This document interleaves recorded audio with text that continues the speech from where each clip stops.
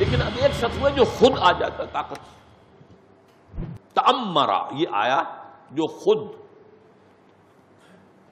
وَإِن تَأَمَّرَ عَلَيْكُمْ عَبْدٌ حَبَشِيٌّ، ایک حبشی غلام بھی اگر تمہارے اوپر حکمران بن بیٹھے، اب میں ترجمہ یہ کر رہا ہوں تب بھی سنو اور مانو.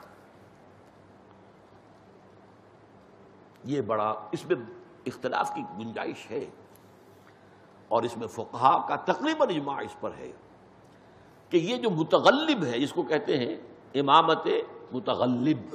متغلب کوئی تغلب سے خود غلبہ لے لینا، خود غالب آ کر اور قابض ہو جانا طاقت کے بل پر، یہ متغلب کہلائے. تو آیا امامت متغلب جائز ہے؟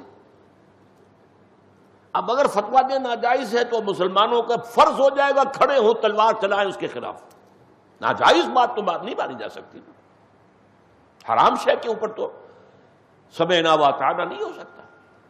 لہذا فقہا کی اکثریت نے اور ائمہ حدیث کی اکثریت نے یہ کہا ہے کہ چاہے وہ اپنی طاقت کے بل پر زبردستی آ کر حکمران بن گیا ہو، جب تک وہ حکم دے اللہ کے احکام کے مطابق، جب تک وہ کفر کا حکم نہ دے، اس کی اطاعت فرض ہے. یہ وہ چیز ہے جس کی بنا پر نظم قائم رہا. خلافت راشدہ تو ختم ہو گئی. حضرت امیر معاویہ رضی اللہ تعالیٰ عنہ بھی اپنی قوت کے بل پر آئے نا، وہ مشورے کے بل پر تو نہیں آئے.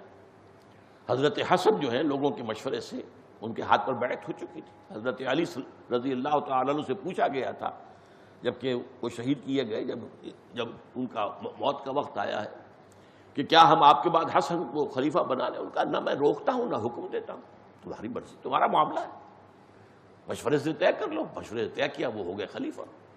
اب حضرت فوج لے کر آ گئے.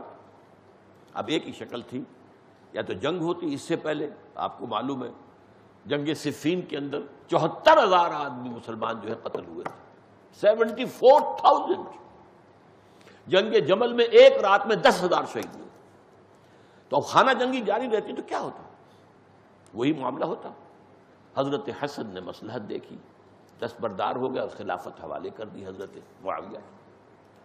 لہذا حضرت معاویہ جو ہے اسی وجہ سے ایک اعتبار سے میں ابھی آپ کو بتاؤں گا انہیں خلیفہ راشد کہا جا سکتا ہے. اسی وجہ سے نہیں کہا جاتا کہ وہ لوگوں کے مشورے سے خلیفہ نہیں بنے تھے، بلکہ وہ اپنی قوت بازو کے بل پر، اپنی طاقت کے بل پر امیر بنے. لیکن جائز ہے، حرام نہیں ہے.